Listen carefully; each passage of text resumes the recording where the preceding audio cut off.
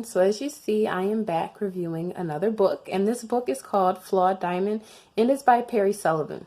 So this book, I believe, had like 100 and maybe like something pages. It really wasn't like one of those like super big books, right?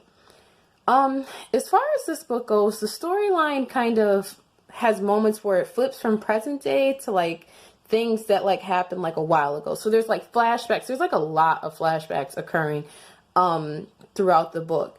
So one of the main characters you have is Maddie or Maddox.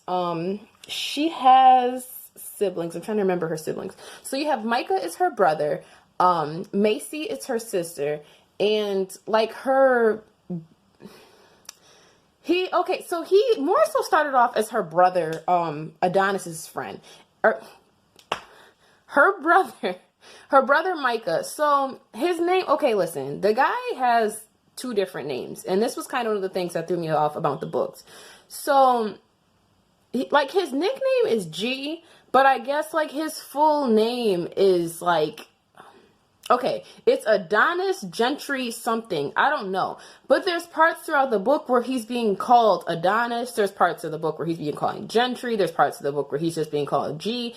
And to me, like, that was something I noticed about a lot of the characters. And honestly, for me, it kind of bothered me. Because it's just like, I don't want to have to do that much brain work to sit here and remember one character. I don't want to have to remember 2 and 3 names for one character. It's different if it's just like, oh, this is just their nickname. But like, some of the characters had like full on like 2 and 3 names. And it's just like, to me, I didn't like that. So the book basically starts off, and it's kind of like one of those trigger warning books too, where if you don't feel comfortable reading books that deal with rape and like sexual violence, basically. If you don't feel comfortable reading books like that, this is a book where you should really kind of proceed with caution before reading, because you might not feel too comfortable reading some of the parts of the book. But it starts off kind of with a scene. It doesn't exactly say who it is at first, but it starts off with a scene about a girl being raped and she's in college. So it becomes very clear in the beginning of the book that the girl is Maddie or Maddox, right?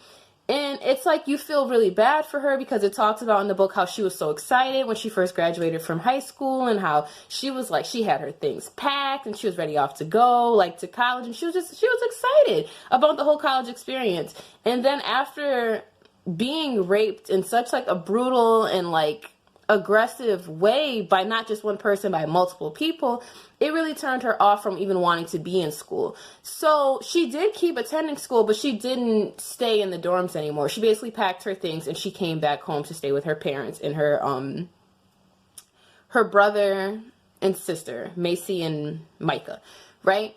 So it's I think what was troublesome to me about it was like, okay, so you hit the point where you realize, okay, her mother kind of seems a little like, I'm not sure if her mother is just like not in tune with her as much, but it kind of felt like the only people around her that were really realizing that something drastic must have happened were her father and were her like best friend G. But G more so like has feelings for her, but he knows that those feelings, chances are,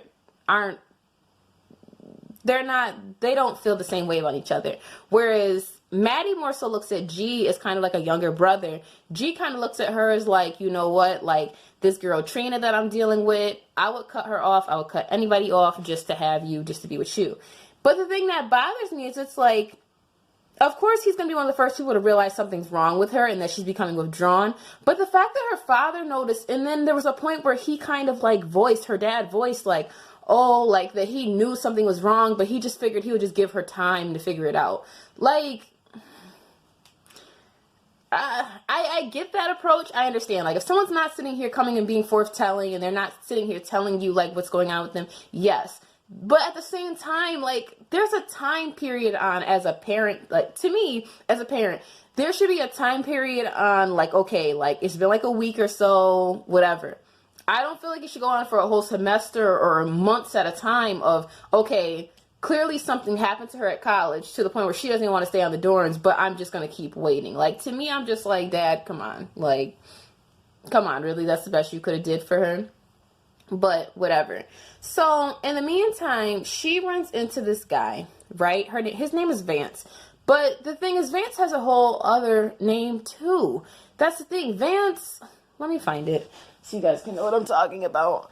Vance had literally a whole other name. And I was just like, so where the hell? So Vance's real name. Okay, so his name is Vance Webb, but he's better known as Nelson Wright. I'm just like, when I hit that point of it, I'm just like, what are we doing here? Like, I kind of just became frustrated because I'm just like, this is, I don't know. I just don't, I don't like it. I don't like when characters really and seriously have 2 and 3 different names for one character. Like, it's just, to me, like, and then it's like, it's one thing when you sit here and you say, okay, this is their nickname, and this is what, like, we're mainly going to call them out, like, throughout the book. But when you have them being called different names by the same person, because you know how, like, some people will be like, oh, well, his name's Gentry, but I call him G, but everybody else in his family calls him Gentry. It's different when you have the same character, like Maddie calling him G one day, the next day she's calling him Adonis, and the next day she's calling him Gentry, and I can't. So that was one of the things that really, to me, it took away from the book, because it was just like, this is a lot. The other thing that I felt took away from it was I felt like a lot of it was really repetitive. I felt like some of the parts were like you're expressing like the way that G really cares about Maddie.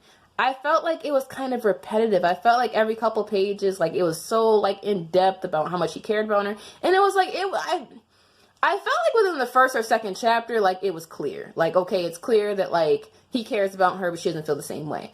I felt like it was clear.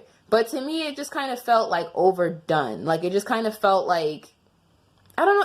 I don't know. It kind of just felt like the author was kind of like, okay, did you guys catch it? Did you guys catch it? Do you guys get it? Like, do you get that? Like, it just kind of just felt like, okay, like we get it.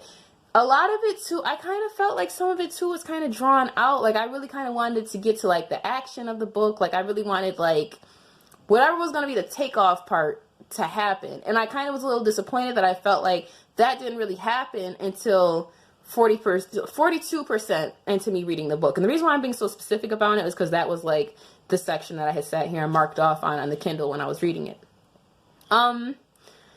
A twist comes when, basically the twist, so the climax to me of the book kind of took off when I found out that Maddie actually knows, I'm trying to find a way to word it without me giving a spoiler.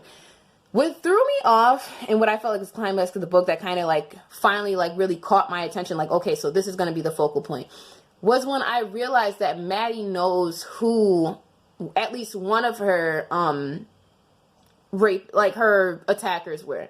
The takeoff point also kind of like to me was when I don't know, when you kind of like got into like the specific details of how she was preyed on and the way that she was plotted on. Like it was like, honestly, it was good for the book, but for me it was just disturbing because I was just like, damn, like there really are some like sick people out here where you really like never know. You just never really know like what people's intentions are. And it really just kind of highlighted the fact in the book too of like people really have ulterior motives and you almost sometimes you'll never know. So that was a big thing too. I don't know, you guys. It wasn't like a book where I could say like I could jump for joy over it. It wasn't like a book where I felt like super excited to read it. I don't know. I don't know. I feel like, I don't know, because I don't want to sit here and be like, oh, it's a terrible book, because it really wasn't. It's not like it was like riddled with like spelling errors or anything crazy. Like it wasn't like that. I think it just wasn't the type of book for me. That's the way I'll say it, because I think like I said, the things that really bothered me are probably small and minute to someone else. Someone else that doesn't like have like memory issues to begin with, like they probably won't have a problem remembering 3 names for one person. Like shit, maybe it's just me. So I'm not going to sit here and say, oh, you won't enjoy the book because I won't enjoy the book. That's not how I feel about it. I just feel like maybe like those little, because I don't know, to me it was like the little small things, and then when you smack it into a big picture, it's just like, yeah, to me, like I felt like if you kind of hit like the climax a little bit faster of the book, and if you had of like not had to have remembered so many different things, that, and then how often it flipped from present tense to past tense, present tense to past tense, I would have kind of preferred to read like the past tense first, or like the flashbacks first, and then just go into the book. Like, I didn't like how almost every chapter, you had the present tense and past tense, and it was going on for pages. It's not like it was just like little segments where it was like, okay, this is a flashback. Like, it was going on for pages. So maybe that's what took away from it. Well, that is, for me, what took away from it. But again, that doesn't mean that you're not going to enjoy it. If you like books with a lot of description, if you like books where you really have to kind of like, I don't know, I wouldn't say it was like a psychological book where you had to sit here and figure out like what was going to happen. But again, those are minor things. Maybe I'm just picky. Maybe it just wasn't for me. But that doesn't mean that you're not going to like it. So I do believe that book is on Kindle Unlimited. I'm going to double check. I do believe it's on Kindle Unlimited. I'm going to put the book link below. I'm going to put everything else below. Again, if you have not already subscribed to my channel, please hit the subscribe button down below so you guys can see all of the book reviews, all the product reviews, and everything else that I'm going to be uploading soon. And for now, I am out, you guys.